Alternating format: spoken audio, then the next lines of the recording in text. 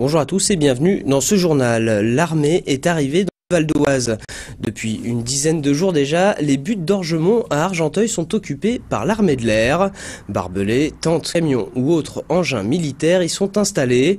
Rassurez-vous, rien de bien grave. Comme chaque année, la Grande Muette déploie plusieurs centres de commandement pour surveiller le ciel parisien à l'occasion du défilé du 14 juillet. Avec une vue imprenable sur la capitale, les buttes d'Orgemont font partie des 13 sites réquisitionnés par l'armée en Île-de-France pour cette mission de surveillance. Politique maintenant, deux anciens ministres du gouvernement Jospin et une figure emblématique des communistes. Voilà à quoi ressemble la liste conduite par la gauche pour les prochaines élections sénatoriales. C'est le maire de Saint-Ouen-l'Aumône, Alain Richard, qui est le chef de file de ce rassemblement.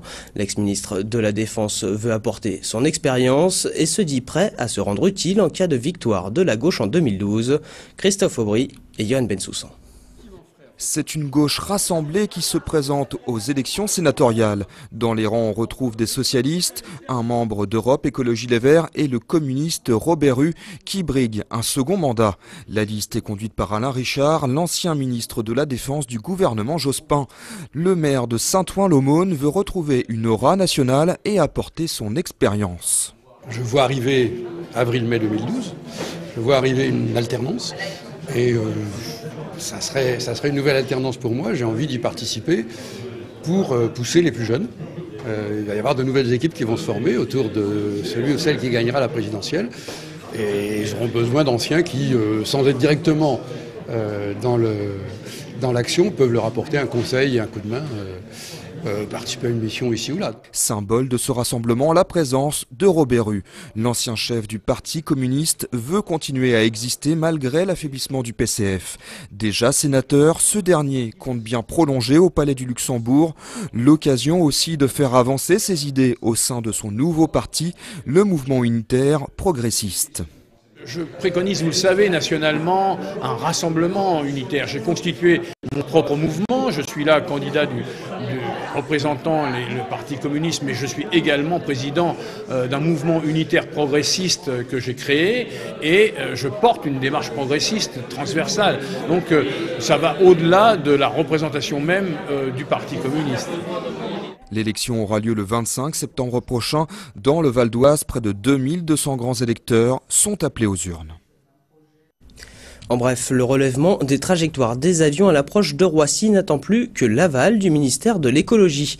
Hier soir, la commission consultative de l'environnement réunie à l'aéroport a donné son accord pour une altitude relevée de 300 mètres.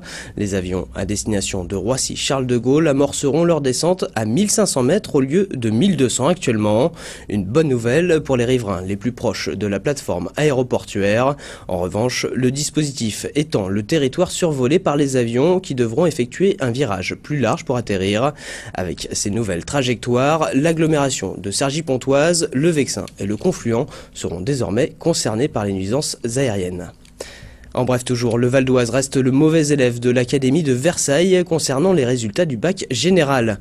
Avec un taux de réussite de 82,7%, le département est bien en dessous de la moyenne nationale qui atteint cette année 88,2%. Les bacheliers valdoisiens font cependant mieux que leurs prédécesseurs en 2010. 81,8% des élèves avaient alors obtenu leur diplôme. Sur l'Académie, la moyenne est cette année de 87,5%. La plaine des Linandes change à Cergy. C'est un nouveau quartier qui se construit avec un complexe sportif gigantesque. Et comme pour chaque quartier qui se crée, les aménageurs ont demandé à un artiste d'imaginer une œuvre. C'est le projet d'un célèbre plasticien japonais qui a été retenu. Une tour de vigie en bois à l'entrée de la plaine des Sports. Brice Martinelli.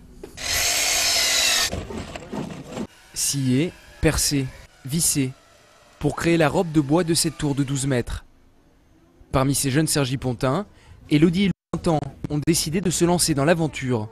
Ouais, mais tu mets qu'une main pour le coup. Ouais. Bah, en fait, c'est la maison de quartier qui nous a contactés pour travailler sur ça, ce projet. Ça nous aide en même temps à payer une partie de notre BAFA ou le permis. Ouais. Qu'est-ce qui vous a convaincu? C'est ça qu'on vous paye quelque chose ou c'est de créer quelque chose? Les deux en fait. Ouais, les deux. Parce que c'est gratifiant de pouvoir faire quelque chose d'un artiste. De pouvoir venir et puis de voir ce qu'on a fait après au final. Montez, encore. Pour les accompagner dans cet atelier workshop, Tadashi Kawamata, plasticien japonais. L'artiste a souhaité mettre en place un échange créatif, favorisant l'appropriation collective de l'œuvre.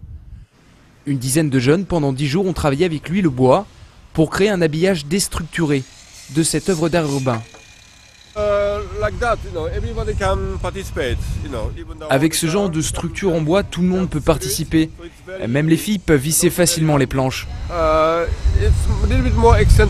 Cette tour que je veux réaliser est un peu plus excentrique que si c'était un architecte qui l'avait pensé. Bonjour, vous allez bien? Oui, ça se passe bien? Oui. Une œuvre quasi achevée dans un quartier qui se transforme. Football, hockey, tennis. La plaine dédiée au sport aura donc son belvédère. Tout un symbole pour le président de l'agglomération. D'ici 2017-18, effectivement, la plaine des Linandes va prendre vie. Et je pense que cette tour, qui est une œuvre d'art, apporte aussi ce supplément. Et ici, ce sera un lieu pour regarder, mais peut-être aussi pour contempler, pour rêver. Donc je pense que ça vient bien dans ce site. Moi, je vais ramener mes enfants, je vais dire, regardez ce que maman a fait. C'est marrant. Ça, c'est moi qui a cloué. Je vais dire, ça, c'est moi qui a mis la vis. C'est moi qui a mis la vis là. C'est moi qui a mis la vis là. C'est beau. Ah, on a bien bossé. En plus, il n'y a que des filles et un garçon. On est des bosseuses.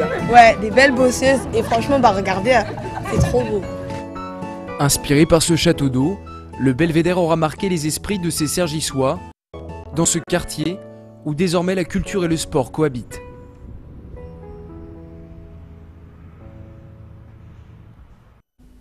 Voilà, ce dernier journal de la saison 2010-2011 est terminé. Vous retrouverez le JT de VOTV dès la rentrée de septembre. En attendant, l'info continue sur vonews.fr. Bonnes vacances à tous et à bientôt.